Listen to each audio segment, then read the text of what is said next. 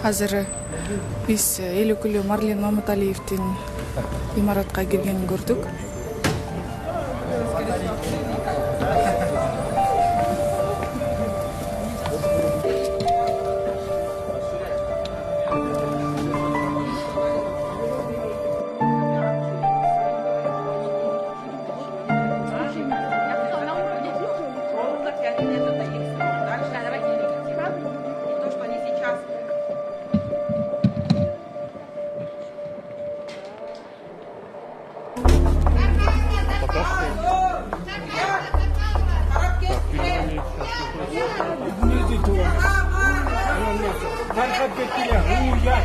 Уят, агай, уят, позор.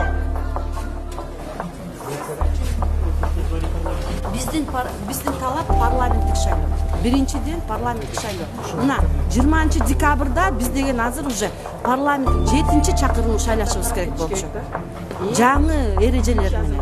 А бизде болсо булар деген парламенттик шайлоону урдап коюп, мына качан өткөзөрүн билбейбиз. Булар деген кайра отуруп алып, референдум болобу, конституцияны өзгөртөбүзбү, канды алып келебизби, дагы эмнелерди, бирдемелерди бурмалап, бизди баарыбызды алаксытып кыргызды.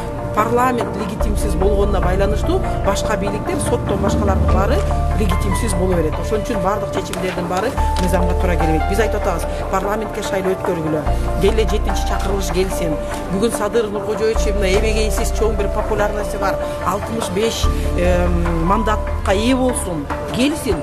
И баарыбыз ошо жерден мынакей биздин парламент ушундай мыйзамдарды чыгарып атат, ушундай жол тандап атат деп биз баарыбыз кол кабыш кылганга даярбыз. Зөкүрлүк кылып эле мына мен ушундай болом, президент болом, сен тигил бол деп досторунун баарын ключевой должносттардын баарын коюп алгандан кийин кайсы адам аларга жардам берет? Зөкүрлүк Кыргызстанда өтпөйт. Ошон үчүн биз айтып атабыз, мыйзамдуу бийлик келиш үчүн бүгүнкү күндө 7-чакырылыштын депутаттары келиш керек.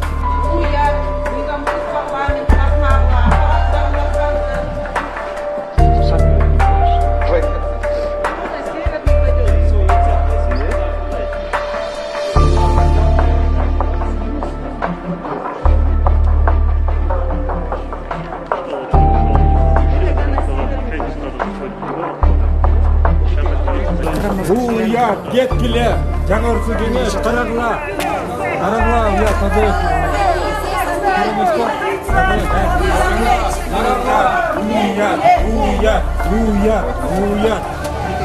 Уят, Максат Сабиров, уят, кеткиле. Можете отреагировать? Уят, Байке. Есть что сказать? Уят. Депутаты никак не реагируют на критичный адрес.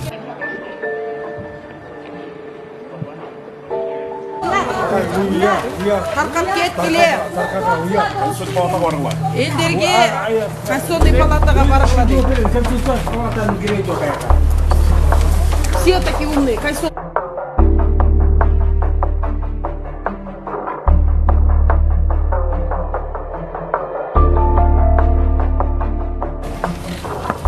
Небольшое заявление. Все другие депутаты забиты. Мына азыр бүгүн референдумду жарыялоо боюнча мыйзамды үчүнчү окуудан коебуз деп атышат. Бул мыйзамсыз. Биринчиден ал мындай формулировкадагы закон 80 депутаттын добушу менен гана кириши мүмкүн. Анткени бул конституцияга өзгөртүү маселеси коюлуп атат.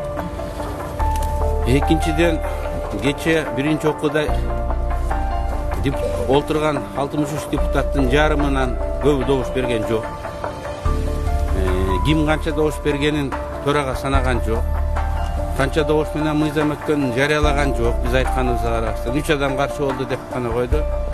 Өзүңөр билесиңер, мыйзам каршы болгондордун саны менен эмес, макул болгондордун саны менен аныкталат.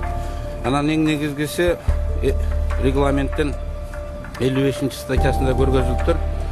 Ар бир окуунун ортосу 10 күндөн кеч эмес болуш керек. Кече биринчи окуудан кабыл алганды бүгүн экинчи окууда кое албайт.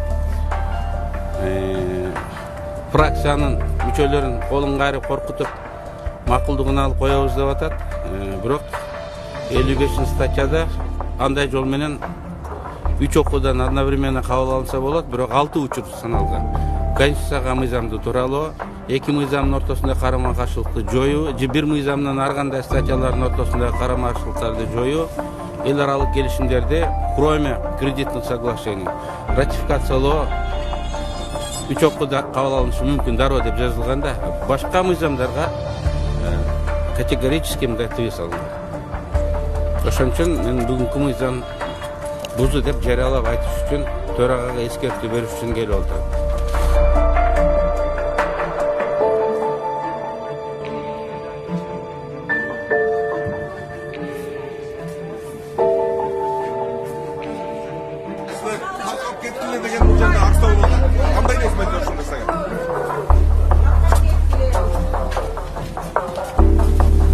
Вам неизвестно, почему так мало депутатов сегодня зашли именно через этот вход? Вы, наверное, 6-й или 7-й всего лишь. Да уж что? Да. Я не знаю, ну значит, может они с северного входа заходят. Вот. Который официально закрыт сейчас. Да.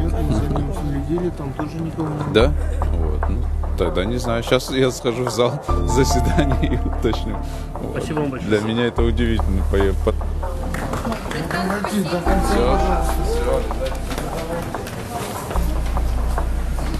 Рустам Бекешев стал вторым депутатом.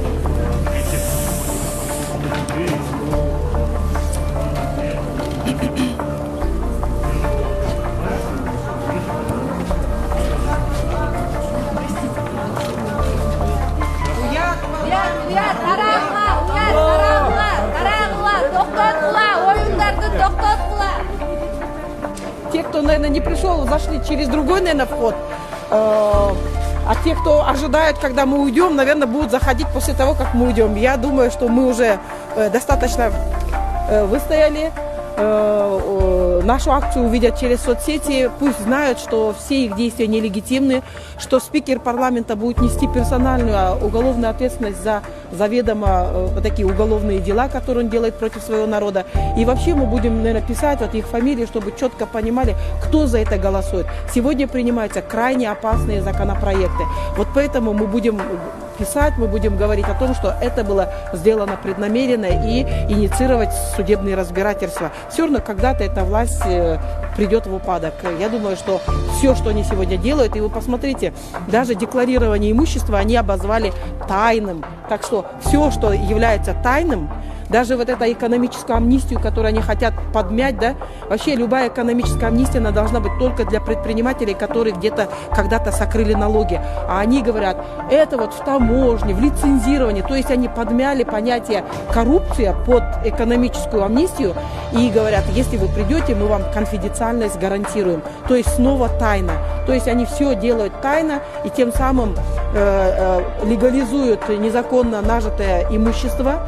И сегодня, вот вчера буквально подписан закон, и они каждый день штампуют именно вот такие законопроекты, где можно тихой сапой что-то легализовать, что-то вывести, где-то заплатить денежку и скрыть свое преступление.